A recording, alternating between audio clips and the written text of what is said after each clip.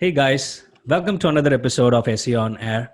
It's quite exciting to think about the various SEO strategies that you'll be using, the steps that you usually take to get there, the new content, the links that you create.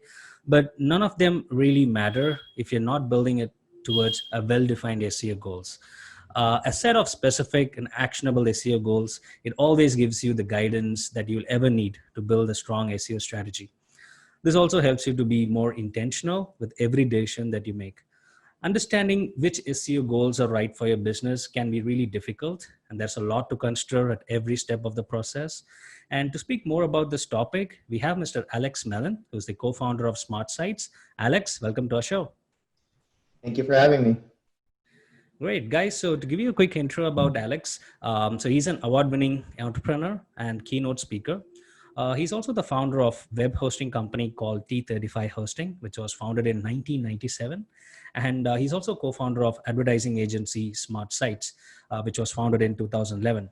So Smartsites now manages over $50 million a year in advertising spend, and they have over 6 offices and 100 employees worldwide. And they have also been featured in the Inc. 5000 for 3 consecutive years as one of the fastest growing digital agencies. And Alex has been featured in Business Week's top 25 entrepreneurs on Bloomberg, Forbes, NPR. Alex, you've been everywhere, literally. Thank you. Thank you for the intro. Great. So Alex, like I mentioned, the main goals for today's episode is for us to learn about, what type of SEO goals that agency must try to achieve. Because we have seen a lot of SEO agencies, including ourselves, struggling to save time, money, and effort because the goals that we set with the clients, it becomes beyond achievable. And once they spill the bean, it becomes an obligation, and most of the client calls end up in a wrong note. So in this context, how important you think the expectation setting, is crucial for SEO campaign goals? Yeah, so it's definitely absolutely the first step. And there's a couple of ways this could go wrong, right? One way is that the client is expecting something different than what you're going to be providing him. So for example, the client, for whatever reason, is expecting his SEO traffic to go up 1,000%, or Yep. instead of SEO traffic, he wants his sales to go up 1,000%. And Right. if that's not just expectations aren't set correctly and goals aren't set correctly, it's just going to be a disaster from the start. The other way that surprisingly that people don't think of, but it also goes wrong if there's no goals at all. So it could be the wrong goal, but I think it's even worse when you have no goals at all. So when people sign up for SEO just because they're like, oh, someone told me I need to be doing SEO, I don't really understand any of this, but I want to be doing SEO and I don't have any goals. Here, just take some money. Obviously, that's eventually going to catch up as well. So I think it's really, really important to fix both situations, to make sure that clients have the right expectations going in and that they actually have goals. And some people don't like to force clients to set goals because, oh, they don't have any goals, so I'm not accountable for anything. It's easier that way. But and then it winds up a lot worse. I think it's really important to lay the foundation correctly from the beginning, to explain to clients, this is how the process works, this is what we're expecting, your goal should be this, this, or this. Get on the same page with the client, have both the agency and the client really agree on the goals and agree on the action plan. Absolutely. So while the starting point, while we are trying to accept this particular goal, now what we have seen is that we have seen a lot of people sharing the SEMrush, the Google Analytics traffic, it just booming off 10x, 100% increase, 200% increase. But some of the clients don't really bother about driving tons of traffic. All they care about is focusing on sales and conversions. So how does this particular the bespoke results of clients focusing on the individual goals, how can SEO agencies ensure that this is being properly discussed upfront? Yeah, so that's a good question. In a lot of cases, having more SEO traffic will naturally translate to more sales, right? But that's not always the case, and there's a lot of agencies out there that only do SEO. So that, or for example, even more specific, they'll only do on-page SEO, only do link building, and that's it, and they won't care about anything else. They won't do anything else. Really, you should become an agency, a digital agency. So we're a full service digital agency. Agency should really become a partner for the client and help them with the entire process. And if the goal is to increase sales, right? there's a lot of components to that. You could drive them all the SEO traffic in the world, but if their website's very poor or not optimized or confusing, or they never worked on UI, UX, it's not going to translate to sales. So I think there's multiple components to that. I think obviously the traditional SEO, the on-page, off-page, you definitely have to do. But at the end of the day, you should really partner with the client and use your personal expertise, your team's expertise, your company's expertise to really optimize their online presence, optimize their website, optimize the conversion funnel. Really, a lot of parts that go into it to making sure that you're both getting them visitors, and the visitors are actually performing actions, and the visitors are actually converting. Absolutely. I love the point when you mentioned about, focusing on the conversion funnel, because what we've seen is that usually the SEO team, they work in a separate universe. There is a CRO team that they're always aligned with the paid marketing team. And so they don't really, get all together. So how important is aligning, the team's efforts? Because when it comes to digital marketing, you can't just simply segregate, you're from SEO team, this is that. So how do we, how important, first of all, is this alignment between the SEO and CRM? It's really, really important. And I think because of that, you really want to try to find an agency that does all of it. Because otherwise, if you have one agency doing SEM, one agency doing SEO, one doing conversion optimization, one doing UX, UI, no one's really accountable for anything. Everyone's got to point fingers to each other. It's absolutely really, really important to have, I think, to have one team that's responsible for all of it. It's almost like when you're building a house, you could get a builder that has different teams that he manages, right? And then everything's cohesive. Or if you try getting like your own plumber, your own electrician, someone else to do something else, there's a lot more opportunities for issues. So I think it's really important to all those pieces work together. Like I said before, you could get all the traffic to your website in the world. If your website is terrible and consumers can't figure out what to do on it and they're leaving it, that's going to mean really nothing to your business. Absolutely. And Alex, you've been in this industry since 1997. You might have seen it all. In fact, I think from 1999 is when Google would have started, and you've seen it all. So right now in 2020, so how different do you see how this, doing digital marketing back then in the sense, I'm not going to take you to 1997, of course, but somewhere, at least let's keep a checkpoint of the recession that happened in 2008, the financial crash. From there to here, how do you see the market is going towards for digital marketing? It's come a really, really long way. Thinking about SEO, first of all, no one really believed in it, right? In the beginning, if you go back to the late 90s, early 2000s, asking companies to pay tens of thousands for SEO or hire SEO specialists or SEO managers or expect their marketing managers to know SEO, that was no one expected that. That just wasn't the world. We had a very brief period where people realized the power of SEO, but there was a lot of black hat SEO going on, and there was a period where a lot of big companies in the U.S., Fortune 500 companies, hired agencies to do black hat SEO, and a couple of them got penalized really bad, and they were very quick to say, I didn't know anything, the agency did. So it was like the wild west. Everyone was just off doing very shady things and pointing fingers, and I forget which company, but there was a major one in the U.S., Macy's or something like that, one of the major retailers that Google penalized, just dropped them off of search for black hat SEO behavior in the early 2000s. I think we've really come a long way since then, and I see it on a daily basis where I see people literally hiring for SEO directors and vice president of SEO and like very high executive positions to oversee SEO of a website. I think people now realize that SEO is not optional anymore. Even if you're not a Fortune 500 company, even if you're, let's say, a small business, so I don't know, if you're a plumbing company, right? And you make like a simple website, SEO isn't optional. If you don't do SEO, if you don't create content, if you don't optimize your website to be found by people, you're gonna go out of business these days. It's not like it was 20 years ago where a lot of people found companies through word of mouth, through recommendation through their friends. They saw what celebrities wore. That was the big way to like find and discover new brands. Right now, everything's digital.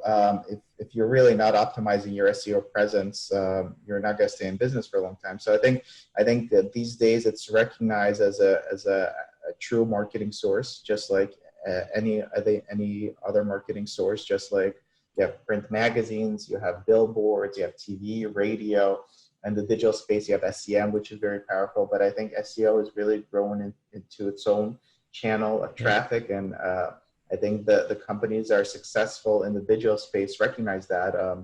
It's gotten to a point that I know some pretty big companies that have SEO divisions within their own company. They, aside from just having a digital department, they have a department that's literally their full-time job is to work on SEO of the website. And I think, thank God that over the last couple of years, people have come to realize that SEO is an ongoing thing. Because there was also a period where many people thought SEO was like a one-off thing, right? Like I bought some SEO, purchased some SEO, I'm good for life now. I purchased a package. Yeah, I should be good now. I bought SEO last year. I don't need it again. I'm good. So I think we're in a much better place. Obviously, it's a lot more competitive now than it used to be, both in terms of Google policies and really following the rules at the same time getting results. I think it's definitely a lot more difficult, but I think it's a legitimate website traffic source. I think the industry itself has really become very, very powerful. There's really, I've been very impressed with the way things have developed over the last 2-3 decades. Yeah, absolutely. So now that we are in 2020, and the common question that usually the agencies get, how much traffic can you generate for us? So let's forget about sales a bit. Let's look at the blog owners who are like, there's quite a lot of people these days. They want to do the side hustles. They start up a affiliate website. They just try to build some traffic out of that, try to see if they can earn some cash out of that site. Now, the common question that we always face is 10x organic traffic. Someone with, who's asking for that. Now, what would be your advice, Alex, for these kind of sites? Let's assume that the site gets about 500 to 1,000 organic visitors, and the blog owner is expecting 10,000 organic users in the next 1 year. First of all, is this a reliable or is it like too far-fetched, or is it still doable? And if it's yes, so what is the strategy which you will usually recommend your clients? Yeah, so I think it is possible, and I've seen it, right? I wouldn't say it's the norm to expect 10x or 50x. I think the biggest thing to understand about SEO is that it's slower moving. So when I try to explain to people the difference between SEM and SEO, so SEM is very quick moving, right? You turn on the campaign, you'll get traffic in 10 minutes, but you have to pay for every one of those clicks. SEO is very slow moving, and it takes a long time, but the benefits are also a lot longer. So you really have to look out a much further time frame. You can't just say, oh, I'm going to invest 10,000 this month. I want 10,000 returns this month. As long as you have that kind of mindset, very long-term mindset, I think you could still generate really, really good results today. Are you going to get 50x traffic over a 12-month period? Probably not. What are we now? We're in June. Can you start doing SEO June 2020 and in June 2021, 12 months from now, your monthly traffic is up 10 times what it was the year prior? I think so.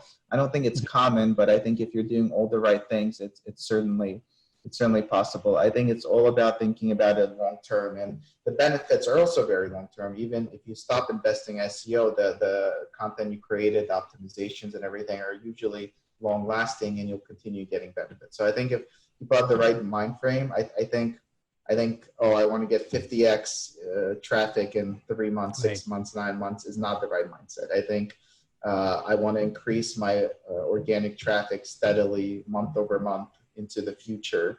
I think it's the correct way to look at it. Awesome. In fact, there is one sub question into it when we are talking about 10xing the traffic or 50x. The next obvious thing that comes to our request is that, hey, instead of doing 10 links, why don't you guys do 30 links, so that instead of waiting for 1 year, I get it done in 3 months.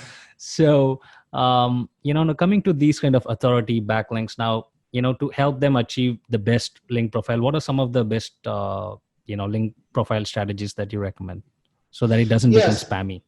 Yeah, it's a great question. So, interestingly enough, the strategy we've been using for that has been the same for probably the last 2 decades, and one of the strategies that really hasn't moved much, and it's really looking Mm-hmm. at your competition. So, people come to me and they say, "Oh, this is the keyword that I want to rank for, and this is the keyword I want to get traffic from.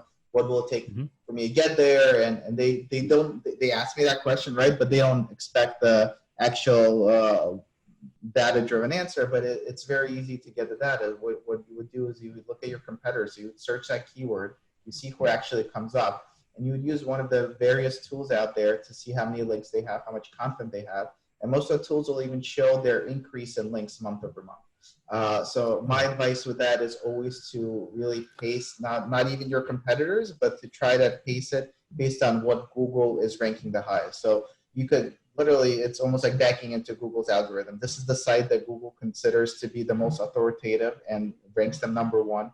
What are they doing? How many links are they getting? How much content are they creating? And then you back your way into it. And then you say, Mm-hmm. to be around there, this is what I have to do. They have right now 10,000 links. I have 0 links. Right. They're getting it at 100 per month. How long is it going to take for me to get there? Well, it's going to take a long time. That's why they're ranking number one. But literally, you search the keyword and back your way into it. Then you have the SEO tools, and it's fairly easy to see. In most cases, it's going to take a lot longer than you think. Absolutely. Now, Alex, can you take us through like your journey between? So we know you started with the T35 hosting Yeah. company, and then back in 2011 you started with Smartsites. Now, what was that aha moment that you got where you said, "Okay, you know what? We're gonna get this into the digital space. We're gonna find the Smartsites into it." So, what events led to finding this company? Yeah, good question. So prior to starting the company, I worked at a company called MediaVest, which is part of Publicis. I think Publicis was then in the top 3 advertising agencies in the world. I think they're Mm-hmm. number 1 or number 2 now. And Right. that was an amazing opportunity. I spent 3 years there. It was an amazing experience, amazing opportunity. I started off with working on setting up digital for the Samsung, and then Mm-hmm. after that for Walmart. And at the time, I think Walmart was, it might still be, the number 1 digital advertiser in the Mm-hmm. US. So I just had an amazing experience there, seeing all the powerful digital things, both on the SEO, SEM, analytics side, that Publicis was doing for the Fortune 500, Fortune 50 companies. And it Right. just seemed like such a gap between what was being done at that level and what was being done for small businesses. Right. There's still a gap today, but if you think about it, 10 years ago, it was a much wider gap. The Fortune 500 companies were actually investing in SEO and SEM in optimizing their digital presence. They're really doing the entire digital funnel, and the roofers, the plumbers, the small businesses, the car dealerships, the medium businesses were really doing none of that. So Right. I just really saw a huge opportunity to apply that to small and medium-sized businesses. And at the same time, my brother was finishing college, and he was running. He was running Backlink Build, which is one of the first SEO companies, Okay. which was doing really well. And we just decided to. I quit my job at Publicis, which I really love. And once he graduated college, we started this company to kind of combine all their expertise in digital and really try to Right. help the small and medium-sized businesses, which were really underserved. Like, if you think about the local contractors, like the guy who fixes roofs, and right, their their Right. their focus is on their primary business, and the ones that are successful because they focus on their business. They just don't Right. have the expertise or the time to really learn SEO or learn digital, learn optimizing conversions, right? So we just saw Yeah. an opportunity to do that, and it's been an amazing journey. We've been growing ever since. Our company doubles in size every 2 years or so. We're now at almost 140 employees with 6 offices. Wow. Obviously, COVID slowed things down a little bit, but we're still growing and hiring aggressively, and even through COVID, we've made sure not to lay anyone off and actually ramped up our hiring, because I think this is going to become more and more important. And especially the things we talked about today, the correct focus is focusing on goals and conversions. I think it'll only become more important in the next 2 years, 5 years, 10 years. Absolutely. So now coming to that question, like what goals do you suggest to your clients? Now we know we generalized a few things here, but what type of goals does Smartsites, promise the clients, and how do you go about achieving it for an SEO clients? Yeah, so SEO is one of those things. I'm very hesitant to make any promises about SEO. Right? We usually discuss what we see other clients accomplish at similar spend levels, similar investments. Right. Ultimately, we try to align with the client on their goals. So for the small businesses, they really don't care that much about SEO traffic per se. Like the guy fixing roofs, he wants to fix more roofs. He could care less if his SEO traffic is 1,000 or 10,000. Those are arbitrary numbers. So we really align with the clients on getting them leads and getting them business.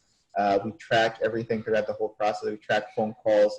Any call that comes into a client, we know if they came from SEO, if it came from pay-per-click, know what keyword they searched. If it was pay-per-click, we know what ad copy they clicked.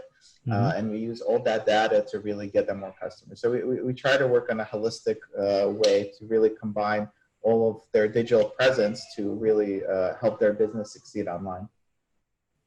Wow, that's great. Great. So I think it was a great session learning from you, Alex, about how important the setting up the goals is critical, and also not over promising things, keeping things intact, because as per the Google guidelines itself, they've clearly mentioned that any agency promising number one rankings, then you guys should be staying away from them. Yeah. We on the SCM side, we're in a couple of very exclusive Google programs and work very closely with Google.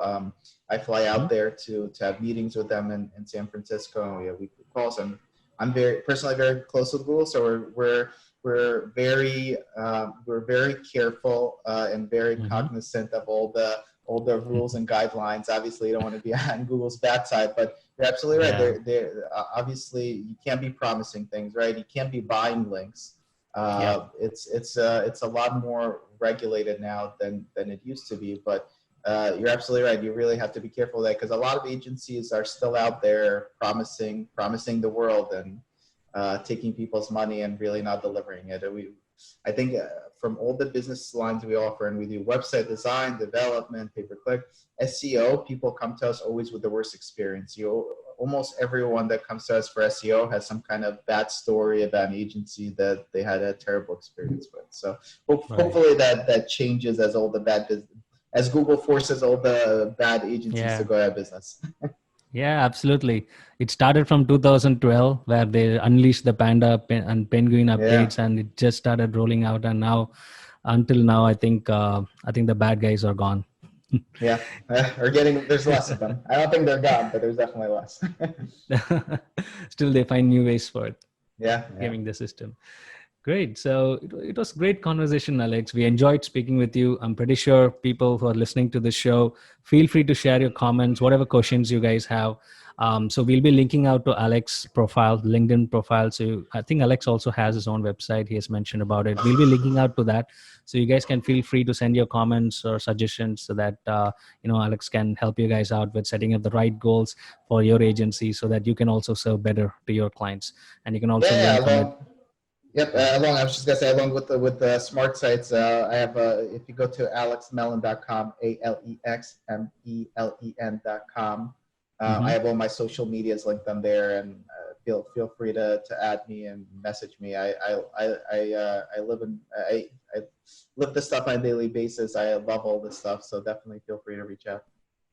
Awesome, Alex. You know what? The one common thing when we spoke with Neil Patel, Rand Fishkin, when we spoke with quite a lot of agency owners who are like having tons of experience, the one common thing which I'm noticing with all you guys is that you're staying grounded. You're just trying to help you just give back. There's no Yeah. filtration. You just openly give out. So it's quite good that you're trying to give back to the community by trying to help them with the answers. And it needs to have a good heart, to try to help people. So we really enjoy this. Thank you so much for your Thank for you. this time that you spent with us today. And we hopefully do more shows in the future together. Perfect. Yes, absolutely. Thank you so much. Thank you so much. Thank you so much, guys, for listening to the